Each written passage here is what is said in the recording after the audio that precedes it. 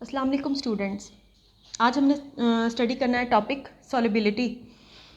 अब सॉल्युबिलिटी का आप सबको पता है कि क्या होती है कि हमने कोई भी सॉल्वेंट लेना है, से वाटर, ठीक है ना, और उसके अंदर कोई भी सोल्यूट को डिज़ोल्व कर देना, उसको हम कहते हैं सॉल्युबिलिटी, ठीक है ना। तो इसको बेसिकली हम कहेंगे कि हमने कि स्पेसिफिक क्वांटिटी ऑफ सोल्यूट को, सोल्यूट क्या होता है सबसे पहले, सोल्यूट जो हमारे पास सॉलिड फॉर्म होती है, ठीक है ना, और सॉल्वेंट क्या होता है, सॉल्वेंट जो हमारे पास यहाँ पर लिक्विड में मौजूद होता है और इसकी अमाउंट भी ज़्यादा होती है, इसकी क्वांटिटी ज़्यादा होगी, सोल्यूट की जो क्वांटिटी होती है वो कम होती है, लेस क्वांटिटी होती है और इसकी ज़्यादा होती है, ठीक है, एज़ कम्पेयर टू सोल्यूट।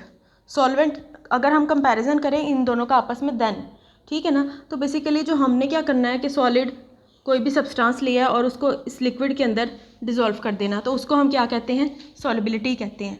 अब सॉल्युबिलिटी पर बहुत सारे फैक्टर्स जो हैं इफ़ेक्ट करते हैं, ठीक है ना। अब कंपाउंड्स भी हमारे पास बहुत तरह के हो गए हैं, हर कंपाउंड की अपनी अपनी सॉल्युबिलिटी होती है, डिफरेंट सॉल्वेंट्स के साथ डिफरेंट किस्म का जो है वो बिहेवियर को शो करते हैं, ठीक है। अब फॉर एग्जांपल मैं यहाँ पर जो है बात करती हूँ सिंपल, मैं यहाँ पे शुगर की बात करती हूँ, जो चीनी हम घर में यूज़ करते हैं, ठीक है, उसको हम पानी के अंदर डिज़ोल्व करें तो वो डिज़ोल्व हो जाती है, सिंपल इजीली डिज़ोल्व हो जाती है, ठीक है। लेकिन हम उसकी अमाउंट उसके अंदर बढ़ाते जाएं तो एक पॉइंट ऐसा आता है कि वो पानी के अंदर भी डिज़ोल्व नहीं होती, ठीक है ना। तो हर जो हमारे पास सोल्यूट है उसकी स्पेसिफिक डिज़ोल्यूशन होती है डिफरेंट सब्सटेंसेस में, और एक लिमिट पे जाके वो स्टॉप भी हो जाती है। देन हम अपनी कंडीशंस को चेंज करते हैं। देन मैं क्या करूँगी, देन मैं अगर शुगर के सोल्यूशन को हीट करना शुरू करूँगी तो उसके अंदर मजीद शुगर डिज़ोल्व होना शुरू हो जाएगी, एंड अगेन एक लिमिट ऐसी आ जाएगी वो फिर उसके अंदर डिज़ोल्व नहीं होगी, ठीक है ना। तो हमारे पास ये है कि हर सोल्यूशन की अपनी अपनी कैपेबिलिटी होती है कि उसने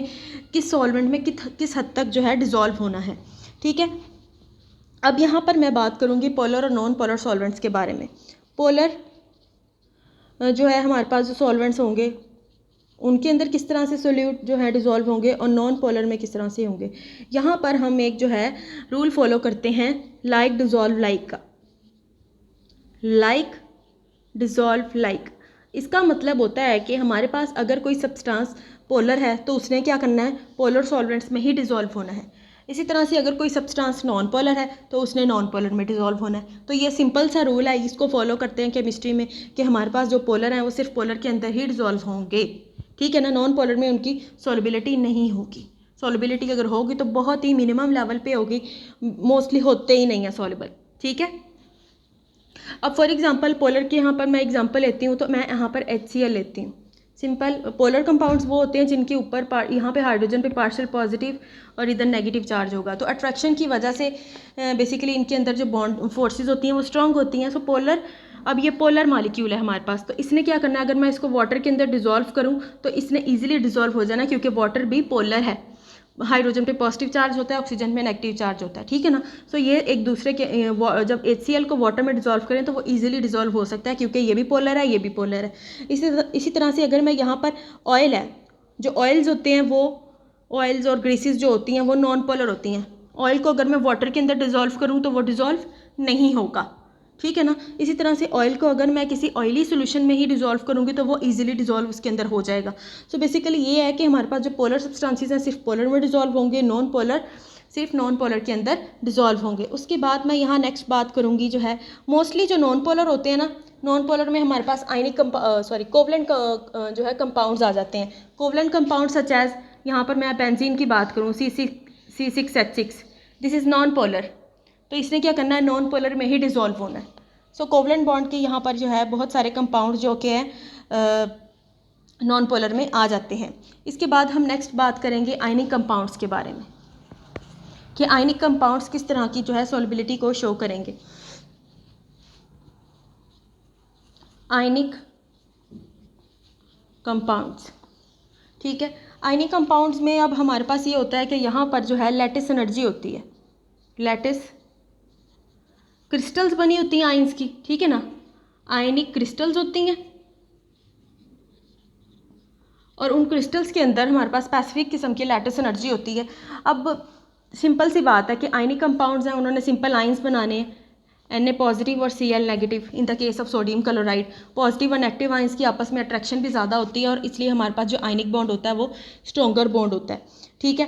अब होगा ये कि हमारे पास जब हम आयनिक कंपाउंड्स की बात करते हैं तो उनका ह्यूज स्ट्रक्चर होता है, ठीक है ना। हमने बात की हुई है स्ट्रक्चर के बारे में कि बहुत ही बड़ा स्ट्रक्चर होता है जिसके अंदर पॉजिटिव नेगेटिव की जो है आपस में अट्रैक्शन हो रही होती है। इस तरह से जो है आइंस एक दूसरे के साथ जुड़े होते हैं और पॉजिटिव नेगेटिव की अट्रैक्शन होती है, ठीक है ना। तो हमारे पास ओवरऑल जो है पॉजिटिव आइंस नेगेटिव आइंस के दरमियान जो है एक किस्म की जो है लैटिस एनर्जी होती है। लैटिस एनर्जी का मतलब वो एनर्जी होती है जिसने पॉजिटिव और नेगेटिव आइंस को होल्ड किया होता है आपस में, ठीक है ना।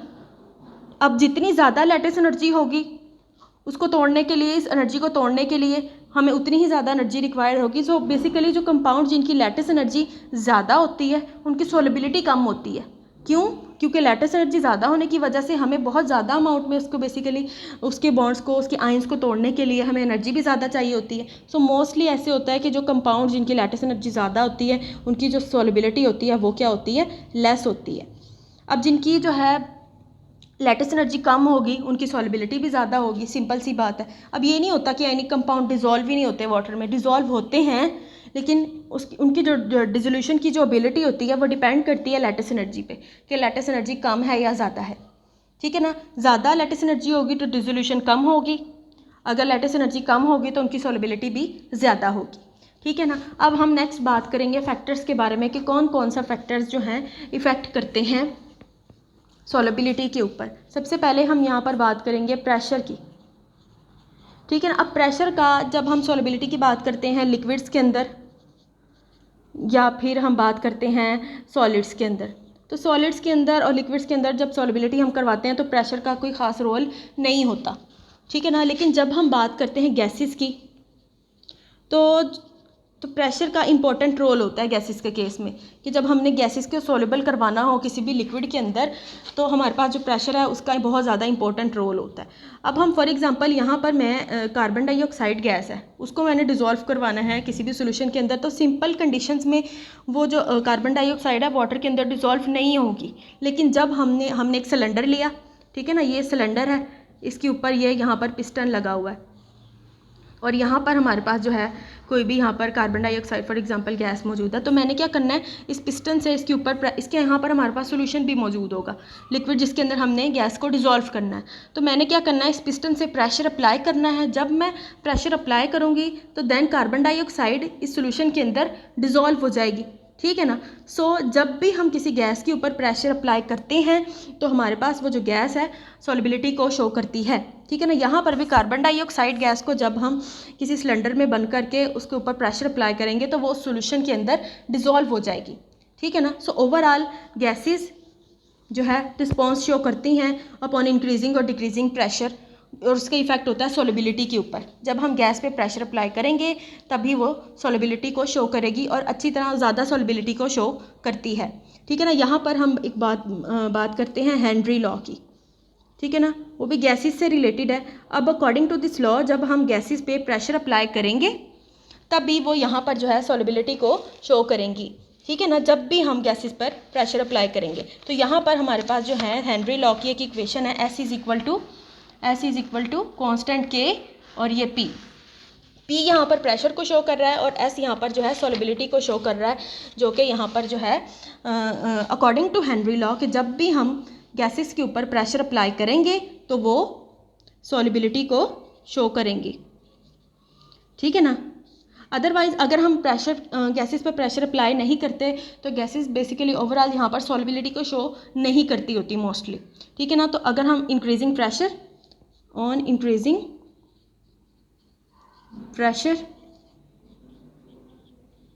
ये सॉल्युबिलिटी को शो करेंगी, ठीक है ना। और ये हेनरी लॉ भी हमें इसी के बारे में इंफॉर्मेशन देता है कि हमारे पास यहाँ पर जो है solubility of gas is directly increase होती है जैसे जैसे प्रेशर इंक्रीज होता है। अकॉर्डिंग टू दिस इक्वेशन, इस इक्वेशन का मतलब ये है कि solubility is directly related to pressure in the case of gases.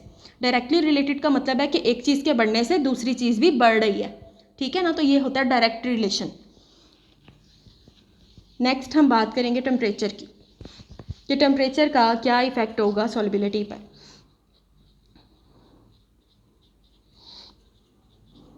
Temperature, अब आपको पता है कि टेम्परेचर के इंक्रीज़ करने से सॉल्युबिलिटी इंक्रीज़ होती है। टेम्परेचर इंक्रीज़ नॉर्मली ऐसा ही होता है, टेम्परेचर इंक्रीज़ होता है तो हमारे पास यहाँ पर जो है सॉल्युबिलिटी भी इंक्रीज़ हो जाती है। लेकिन नॉर्मली इस तरह से होता है, लेकिन बहुत सारे कंपाउंड्स केमिस्ट्री में इस तरह के हैं जो कि जब टेम्परेचर को इंक्रीज़ किया जाता है तो उनकी सॉल्युबिलिटी डिक्रीज़ हो जाती है। फॉर एग्जांपल यहाँ पर जो है एक्सेप्शनल केस है लिथियम कार्बोनेट का, Li2CO3, ठीक है ना। अब ये लिथियम कार्बोनेट जब हम टेम्परेचर इसका इंक्रीज़ करते हैं तो इसकी जो सॉल्युबिलिटी होती है वो कम हो जाती है। सो ओवरऑल हमारे पास कुछ कंपाउंड्स ऐसे होते हैं जो कि मोस्टली जो है टेम्परेचर के इंक्रीज़ करने से जिनकी सॉल्युबिलिटी बढ़ जाती है, लेकिन कुछ एक्सेप्शनल केसेस इस तरह के भी मौजूद होते हैं जिनमें टेम्परेचर के इंक्रीज़ करने से सॉल्युबिलिटी कम हो जाती है। सो ओवरऑल टेम्परेचर का ये हमारे पास इफेक्ट है। नेक्स्ट हम बात करेंगे सॉल्युबिलिटी प्रोडक्ट के बारे में। यहाँ पर हमारे पास टर्म है सॉल्युबिलिटी प्रोडक्ट। अब सिंपल सी बात है, मैं यहाँ पर एक एग्जांपल ले रही हूँ, एक slightly soluble salt, slightly basically soluble salt ले रही हूँ। स्लाइटली सॉल्युबल साल्ट का मतलब ये होता है कि वो जब उसको मैं वाटर के अंदर डिज़ोल्व करवाऊँगी तो उसको कुछ हद तक डिज़ोल्व हो जाएगा, बाकी के जो उसके अंदर जो है अनडिज़ोल्व जो पार्ट्स होंगे वो उसी सोल्यूशन के अंदर मौजूद रहेंगे, मतलब कि कुछ उसके अंदर डिज़ोल्यूशन होगी, कुछ नहीं होगी, ठीक है ना। तो सिंपल मैं यहाँ पर जो है AgCl की एग्जांपल ले रही हूँ, ठीक है ना। वाटर के अंदर डिज़ोल्व करवाया, इसका एक्वस सोल्यूशन बन जाएगा, ठीक है ना। पहले सॉलिड है, वाटर के अंदर इसका एक्वस सोल्यूशन बन जाएगा और ये आइंस में कन्वर्ट हो जाएगा Ag++Cl नेगेटिव, ठीक है। तो अब यहाँ पर सॉल्युबिलिटी टर्म जो मैं यूज़ कर रही हूँ सॉल्युबिलिटी प्रोडक्ट, इसका क्या मतलब है कि हमने जो सॉल्युबिलिटी का जो प्रोडक्ट है, अब हमारे पास सॉल्युबिलिटी का प्रोडक्ट क्या आया है कि उस सॉल्युबिलिटी वो चीज़ जो कि उस सोल्यूशन के अंदर सॉल्युबल हो गई है, जब सॉल्युबल होगी तभी हमारे पास आइंस की फॉर्मेशन होगी। तो सॉल्युबिलिटी प्रोडक्ट बेसिकली इक्वल होती है कंसनट्रेशन ऑफ आइंस जो कि सोल्यूशन के अंदर डिज़ोल्व फॉर्म में मौजूद होते हैं, ना कि अनडिज़ोल्व AgCl। उस सोल्यूशन के अंदर अनडिज़ोल्व AgCl भी मौजूद होगा, लेकिन सॉल्युबिलिटी प्रोडक्ट जो हम यहाँ पर ले रहे हैं उसका मतलब है कि हमारे पास जो कंसनट्रेशन ऑफ डिज़ोल्व्ड आइन इन द सोल्यूशन, ठीक है। सो उसको हम कहते हैं कि ये हमारे पास यहाँ पर है सॉल्युबिलिटी प्रोडक्ट। अब सॉल्युबिलिटी प्रोडक्ट की यहाँ पर हम मज़ीद जो है एक्सप्लेनेशन करेंगे। अब मैं यहाँ पर इसका कांस्टेंट लिखूँगी तो किस तरह से लिखूँगी, Kc is equal to concentration of Ag plus concentration of Cl negative over concentration of AgCl salt. ये हमारे पास अनडिसोसिएटेड फॉर्म है और ये हमारे पास आइंस हैं जो कि डिज़ोल्व होने के बाद बने हैं, ठीक है। अब मैं इस इक्वेशन को इस तरह से रीअरेंज करूँगी, Kc is equal to Kc concentration of AgCl। अब इसका क्या मतलब है कि हमने क्या किया है कि हमने ये जो ओवरऑल डिसोसिएशन करवाई है Ag+ और Cl नेगेटिव की, ये कैसे हुई है, क्योंकि ये मैं यहाँ पर AgCl को इसलिए लिख रही हूँ क्योंकि हमने इसकी डिसोसिएशन करवाई है और इसकी डिसोसिएशन के नतीजे में हमारे पास यहाँ पर जो है कंसनट्रेशन ऑफ Ag+ और concentration of Ag chloride ions यहाँ पर बने हैं। सो मैंने यहाँ पर जो है इस इक्वेशन को इस तरह से अरेंज कर दिया। सो ओवरऑल ये जो Kc AgCl होता है, Kc कांस्टेंट है, concentration of AgCl salt is equal to KsP। KsP का क्या मतलब है, कांस्टेंट ऑफ सॉल्युबिलिटी प्रोडक्ट, क्योंकि हम यहाँ पर सॉल्युबिलिटी प्रोडक्ट की बात कर रहे हैं। Constant of solubility product equal होगा कांस्टेंट के जो कि यहाँ पर जो है शो कर रहा है AgCl को। AgCl की हमने यहाँ पर डिसोसिएशन करवाई है। अब हम नेक्स्ट इसका जो है लिखेंगे। अब आप ये देखें कि Kc AgCl is equal to यहाँ पर Ksp आ रहा है, तो मैं यहाँ पर लिख सकती हूँ Ksp is equal to Ag positive और Cl नेगेटिव। क्यों, क्योंकि ये दोनों हमारे पास सॉल्युबिलिटी प्रोडक्ट हैं। सो ये constant of solubility product is equal to the concentration of Ag positive and Cl negative, ठीक है। सो बेसिकली ये हमारे पास यहाँ पर जो है AgCl की जो है हमारे पास सॉल्युबिलिटी प्रोडक्ट की इक्वेशन बनी है, क्योंकि हमारे पास जो हमने सॉल्युबिलिटी करवाई है AgCl की, तो उसकी सॉल्युबिलिटी के नतीजे में Ag पॉजिटिव आइन बने और Cl नेगेटिव आइन बने, तो इसलिए हम इसको यहाँ पर इक्वल लिखते हैं constant of solubility product.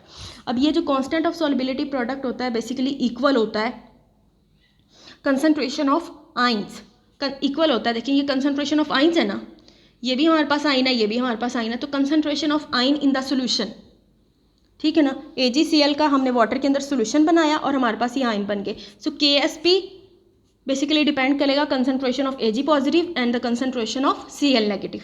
This is known as solubility product, ठीक है। सो ओवरऑल ये हमारे पास यहाँ पर जो है बेसिक कॉन्सेप्ट है सॉल्युबिलिटी प्रोडक्ट का। अब यहाँ पर मैं एक और एग्जांपल ले रही हूँ। अब यहाँ पर मैं आपको पावर्स में भी लिख के दिखा दूँगी कि अगर हमारे पास कोई ऐसी एग्जांपल आ जाए कि जिसमें हमारे पास नंबर ऑफ़ मोल्स ज़्यादा हो रहे हों, तो देन हम उसका सॉल्बिलिटी प्रोडक्ट किस तरह से लिखेंगे। ठीक है, CaF2, इसको मैंने डिसोसिएशन इसकी करवानी है, वाटर के अंदर डिज़ोल्व किया, Ca+2 प्लस यहाँ पर आ जाएगा 2 फ्लोराइड आइंस F नेगेटिव। ठीक है ना, 2 फ्लोराइड आइंस यहाँ पर मौजूद है। तो इसका सॉल्बिलिटी प्रोडक्ट हम कैसे लिखेंगे, KSP is equal to Ca+2। अब यहाँ पर देखिए हमारे पास 2 नंबर ऑफ़ मोल्स हैं, तो इसको हम यहाँ पर पावर में ले जाएंगे, जो कि जितने नंबर ऑफ़ मोल्स यहाँ पर मौजूद होंगे उसको हम यहाँ पर जो है पावर में शो करेंगे, F-2। इस तरह से हम यहाँ पर जो है इसको शो करेंगे। So basically this is known as solubility product. ठीक है, अब नेक्स्ट हमने जो है रिलेशन को स्टडी करना है सॉल्बिलिटी प्रोडक्ट का, सॉल्बिलिटी के साथ क्या रिलेशन है। अब सॉल्बिलिटी होगी तभी तो सॉल्बिलिटी प्रोडक्ट बनेगा ना। ठीक है ना, सिंपल सी बात है कि हमने पहले सॉल्बिलिटी करवानी है और सॉल्बिलिटी प्रोडक्ट को हम बाद में स्टडी करेंगे, क्योंकि सॉल्बिलिटी प्रोडक्ट तो सॉल्बिल होने के बाद ही बनता है ना। जैसे कि हमारे पास ये AgCl के जो आइंस हैं, सॉल्बिलिटी प्रोडक्ट जो थे सॉल्बिलिटी के बाद बने। ठीक है, नेक्स्ट हमने यहाँ पर जो है इनका रिलेशन स्टडी करना है, रिलेशन बिटवीन सॉल्बिलिटी एंड सॉल्बिलिटी प्रोडक्ट। ठीक है, यहाँ पर अगेन हम यहाँ पर एग्जांपल लेंगे AgCl की ही। ठीक है, AgCl है, इसकी हमने डिसोसिएशन करवाई, वाटर में डिज़ोल्व किया, Ag पॉजिटिव बना प्लस यहाँ पर बना Cl नेगेटिव। तो ये बना सॉल्बिलिटी के नतीजे में। ठीक है ना, सॉल्बिलिटी के नतीजे में हमारे पास Ag पॉजिटिव बन गया और Cl नेगेटिव बन गया। सो मैं यहाँ पर इसको इस तरह से लिख सकती हूँ, concentration of Ag positive is equal to S, concentration of S यहाँ पर है सॉल्बिलिटी, मतलब कि मैंने AgCl को सॉल्बल कराया तो Ag पॉजिटिव बना। इसी तरह से मैंने AgCl को सॉल्बल कराया तो मेरे पास यहाँ पर क्लोराइड आइंस बन गए। सो मैं इसको इस तरह से लिख सकती हूँ। ठीक है, अब अगेन यहाँ पर KSP किसके इक्वल था, अभी हमने इक्वेशन डिराइव की थी पीछे, KSP is equal to the concentration of Ag positive and Cl negative. ठीक है, अब ये देखें, अब Ag पॉजिटिव और Cl नेगेटिव किसके इक्वल है, S और S के। तो मैं यहाँ पर इस तरह से लिख सकती हूँ कि KSP is equal to S का स्क्वायर। ठीक है, अब मैं इस स्क्वायर को ख़त्म करने के लिए यहाँ पर जो है स्क्वायर रूट लूँगी दोनों साइड्स पे, इक्वेशन की दोनों साइड्स पे। तो मैं क्या करूँगी, KSP is equal to S का ये कंसनट्रेशन है और इसका स्क्वायर। ठीक है ना, अब यहाँ पर ये स्क्वायर मौजूद है, इसके साथ कैंसिल हो जाएगा और ये इसी तरह से रहेगा। सो इक्वेशन हमारे पास क्या बनी, KSP under root is equal to S की कंसनट्रेशन। ठीक है ना, या फिर सिंपल हम यहाँ पर जो है S इसको शो कर सकते हैं। ठीक है, कंसनट्रेशन तो ख़त्म हो जाएगी क्योंकि हमारे पास यहाँ पर स्क्वायर है, तो हमारे पास ओवरऑल ये प्रोडक्ट बनता है। और ये प्रोडक्ट यहाँ पर ये शो करता है कि solubility of sparingly soluble salt like AgCl is always equal to the square root of solubility product. तो ये हमारे पास सॉल्बिलिटी है, S इज़ फॉर सॉल्बिलिटी, और ये हमारे पास क्या है, सॉल्बिलिटी प्रोडक्ट का स्क्वायर रूट है। ठीक है ना, तो स्पेरिंगली सॉल्युबल साल्ट क्या होता है, जो कि स्लाइटली सॉल्युबल होता है, मैंने आपको पहले बता दिया है, जो कि सैचुरेटेड सोल्यूशन बनाता है। अब सैचुरेटेड सोल्यूशन वो सोल्यूशन होता है कि जिसमें कुछ पार्ट सॉल्युबल मौजूद होता है, कुछ अनसॉल्युबल मौजूद होता है, अनडिजॉल्व फॉर्म भी उसके अंदर पाई जाती है। ठीक है, नेक्स्ट हमने पढ़नी है एप्लीकेशंस ऑफ सॉल्बिलिटी प्रोडक्ट। अब applications of solubility product mostly जो है कॉमन आइन इफेक्ट की तरह है। कॉमन आइन इफेक्ट में जो हमने एप्लीकेशंस पढ़ी है ना, उसी तरह से ही है एप्लीकेशंस। ठीक है ना, अब फर्स्ट एप्लीकेशन है सिंपल, जब हमने बात की थी purification of sodium chloride salt. ठीक है, प्योरिफिकेशन ऑफ NaCl। हमने क्या कहा था कि जब हमने सोडियम क्लोराइड सॉल्ट की प्योरिफिकेशन करवानी है तो हम क्या करेंगे, NaCl का सोल्यूशन बना लेंगे। सबसे पहले हमने क्या करना है, सोडियम क्लोराइड सॉलिड फॉर्म में लेना है, उसका हमने क्या कर देना है, वाटर के अंदर सोल्यूशन बना देना है, और देन हमने उस सोल्यूशन के अंदर जो वाटर के साथ NaCl का सोल्यूशन बन जाएगा, उस सोल्यूशन में से हमने क्या पास करवानी है, हमने HCl पास करवाना है। ठीक है ना। तो जब हम उस सॉल्यूशंस में से HCl गैस को पास करवाएंगे तो क्या होगा कि हमारे पास जो सॉलिड फॉर्म में जो हमारे पास प्रेसिपिटेट्स हैं सोडियम क्लोराइड के, वो हमें ऑब्टेन हो जाएंगे। उस सॉल्यूशन के अंदर जो है सोडियम क्लोराइड के प्रेसिपिटेट्स बन जाएंगे ऑन पासिंग HCl। सो इस तरीके से हम जो है NaCl की प्योरीफिकेशन करते हैं। हमने क्या करना है, सबसे पहले जो है इम्प्योर सॉल्ट लेना है, नमक लिया, उसको पानी के अंदर डिज़ोल्व किया, उसका सोल्यूशन बना लिया और उसके अंदर से हमने HCl गैस को पास करवाया। जब हम उसके अंदर से HCl गैस को पास करवाएंगे तो उसके अंदर जो प्रेसिपिटेट्स बनेंगे NaCl के, तो वो हमारे पास प्योर फॉर्म होगी सॉल्ट की। सिंपल, ठीक है। अब नेक्स्ट यहाँ पर अगेन ग्रुप एनालिसिस है।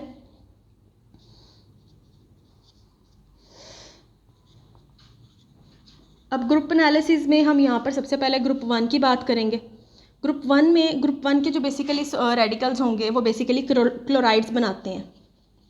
क्लोराइड्स मतलब कि जो सॉल्ट वो बनाएंगे वो होंगे फॉर एग्जांपल AgCl, HgCl, इस तरह के वो सॉल्ट बनाएंगे, ठीक है। तो जब हम इस तरह के सॉल्ट्स में से, अब इस ग्रुप 1 का ग्रुप रिएजेंट होता है HCl, ठीक है ना। तो जब मैं इन क्लोराइड्स में से AgCl फॉर एग्जांपल उसके अंदर में से HCl को पास करवाऊंगी तो उस जिस तरह से हमने NaCl में पढ़ा उसी तरह से यहाँ पर भी हमारे पास जो है उसकी सॉल्युबिलिटी एक्सीड कर जाएगी और हमारे पास प्रेसिपिटेट्स बन जाएंगे। वही है ना, सॉल्युबिलिटी एक्सीड तब करेगी जब एक लिमिटेड अमाउंट ऑफ जो सोल्यूट है वो डिजोल्व हो जाएगा और बाकी का जो है अनडिजोल्व सोल्यूशन के अंदर आ जाएगा। तो जब हम HCl को उसके अंदर से पास करवाएंगे तो हमारे पास सिंपली प्रेसिपिटेट्स बन जाएंगे जिनको हम ईजिली वहाँ से अलग कर सकते हैं। इसी तरह से हम ग्रुप 2 की बात करेंगे। ग्रुप 2 के जो रिएजेंट्स, सबसे पहले ग्रुप 2 के जो हमने रिएजेंट्स पढ़े थे कॉमन आयन इफेक्ट में, उसकी बात करते हैं। ग्रुप 2 का रिएजेंट था H2S in the presence of HCl, ठीक है। और बेसिकली ये बनाते हैं सल्फाइड्स। ग्रुप 2 के जो एलिमेंट्स होंगे वो सल्फाइड्स बनाते हैं, ठीक है। अब होगा ये कि जब हम उन सल्फाइड्स में से हमने क्या करना है, जो भी सल्फाइड हमारे पास बनेगा उसका सॉल्ट बना लेना है, ठीक है ना। सल्फाइड्स बना के उसको हमने क्या करना है, वाटर के अंदर डिज़ोल्व कर लिया। मैंने कोई भी यहाँ पर फॉर एग्जांपल ले लें, यहाँ पर